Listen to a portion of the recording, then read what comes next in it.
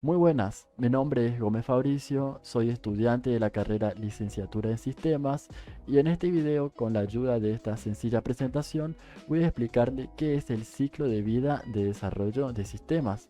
Así que, si me permiten,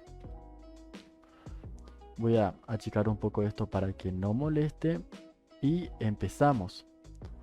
¿Qué es el ciclo de vida de desarrollo de sistemas? Como lo pueden leer acá, el ciclo de vida de desarrollo de sistemas es una metodología en fases para el análisis y diseño, con la cual los sistemas se desarrollan mejor. ¿Qué quiere decir esto?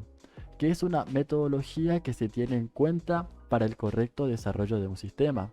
La misma se divide en fases que debemos respetar si es que queremos que nuestro sistema sea óptimo y funcional.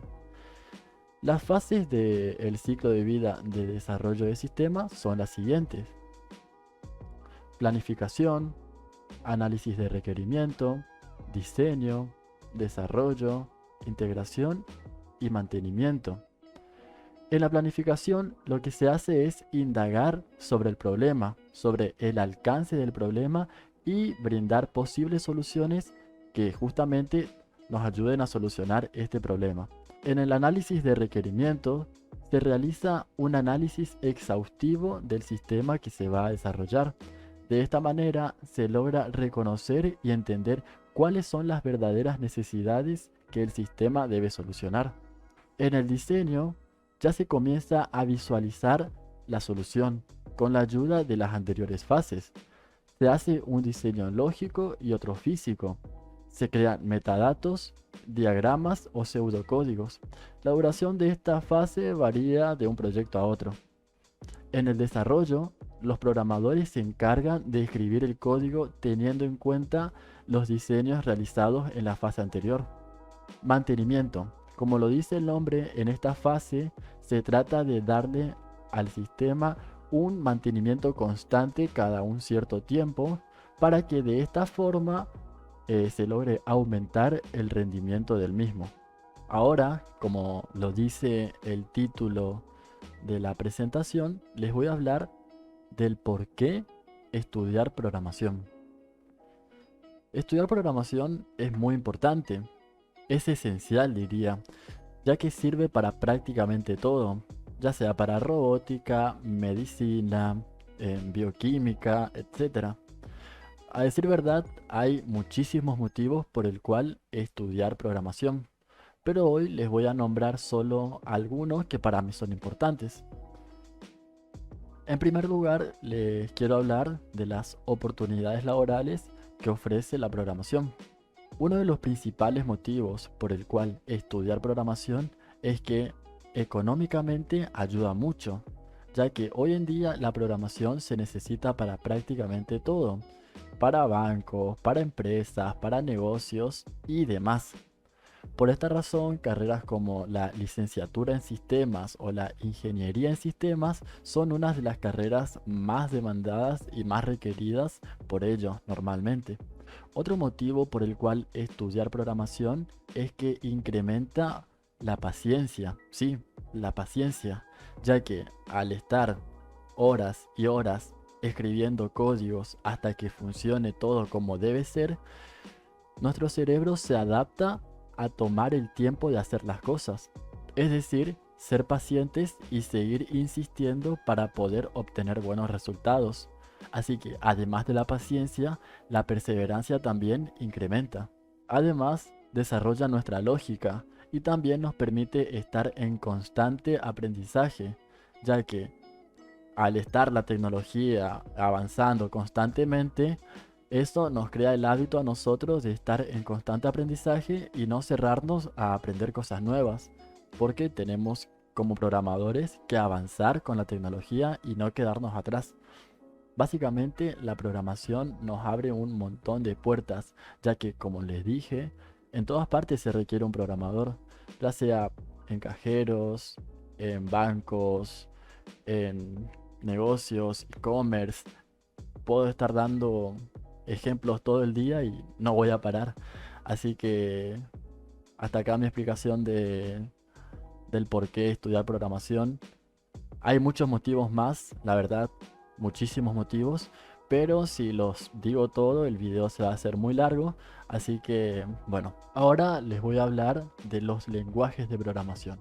Así que como primera medida, vamos a leer el concepto de lenguaje de programación para introducirnos mejor en el tema. Un lenguaje de programación consiste en un vocabulario que contiene un conjunto de reglas gramaticales destinadas a tirar instrucciones a un ordenador para que ejecuten tareas específicas.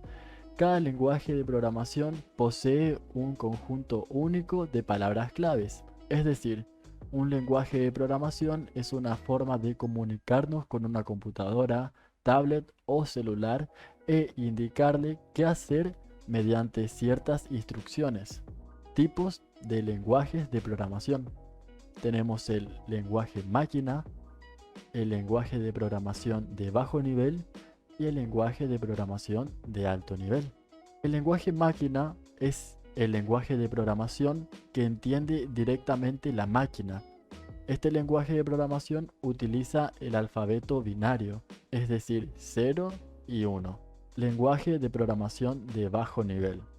En este lenguaje, el programa fuente traduce las instrucciones de un programa escrito en lenguaje ensamblador por el programador y luego traduce el programa fuente al lenguaje máquina.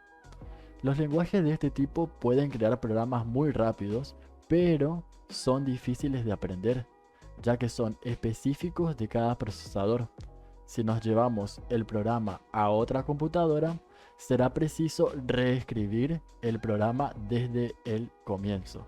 Y por último, vamos a ver los lenguajes de programación de alto nivel. Este tipo de lenguajes de programación son independientes de la máquina.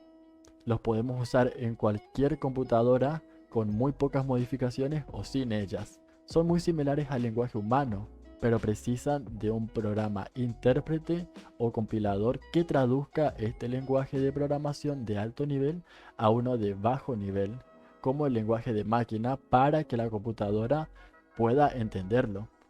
Algunos de los lenguajes de alto nivel son, por ejemplo, Java, Ruby, Python, C, PHP, etc. Los lenguajes de programación también se pueden clasificar según sus diferentes generaciones. Entre ellas tenemos las de primera generación, las de segunda generación, tercera, cuarta y quinta. Las de primera generación son el lenguaje máquina y el lenguaje ensamblador. Lenguajes de segunda generación. Los primeros lenguajes de programación de alto nivel imperativo. Los lenguajes de programación de tercera generación son los lenguajes de programación de alto nivel imperativo, pero mucho más utilizados y vigentes en la actualidad. Lenguajes de programación de cuarta generación, usados en aplicaciones de gestión y manejos de base de datos.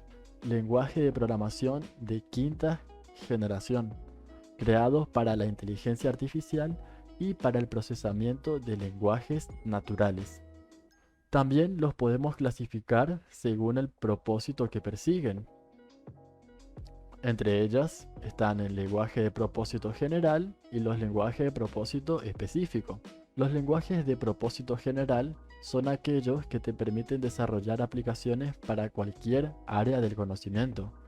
Un lenguaje de propósito general permite desarrollar prácticamente cualquier cosa. Los lenguajes de propósito específico son lenguajes muy avanzados y muy profundos, pero sirven únicamente para cierta rama del conocimiento. Son muy buenos, pero en un nicho muy acotado. Y por último, según el tipo de compilación, es decir, interpretado, compilado e intermedio. El interpretado es aquel que el código fuente se ejecuta directamente, instrucción a instrucción. Es decir, el código no pasa por un proceso de compilación, sino que tenemos un programa llamado intérprete que lee las instrucciones en tiempo real y las ejecuta. Compilado. Un lenguaje compilado es un lenguaje de programación cuyas implementaciones son normalmente compiladores, es decir, traductores que generan código de máquina a partir del código fuente. Y por último, el intermedio, que es una mezcla entre ambos lenguajes. Eso es todo, espero que les haya gustado el video y que les haya servido. Nos vemos.